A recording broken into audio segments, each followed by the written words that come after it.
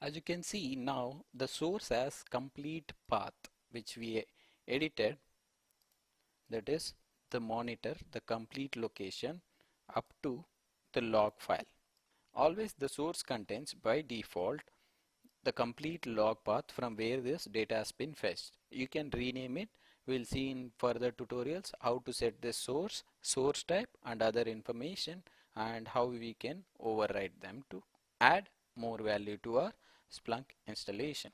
So in this tutorial we have seen one, that is adding data using universal forwarder through editing configuration. Now let us see how we can add configuration using CLI.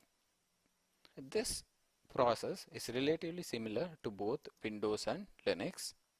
I am in bin directory of my installation.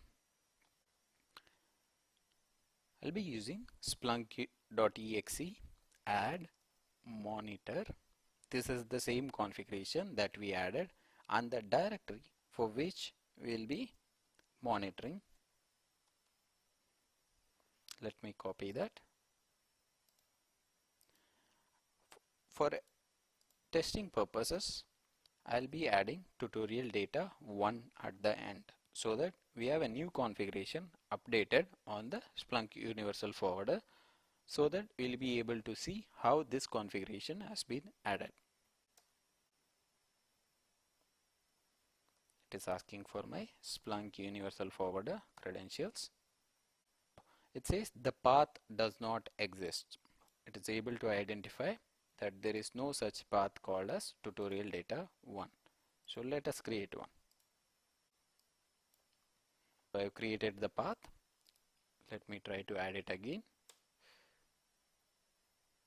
This time it says it has successfully added the monitor path tutorial data 1. Once we have added successfully, you should be able to see the inputs.conf similar to this one, where it has clearly mentioned that tutorial data 1.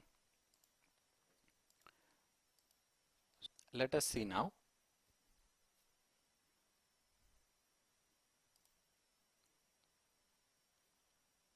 Are we getting a tutorial data 1?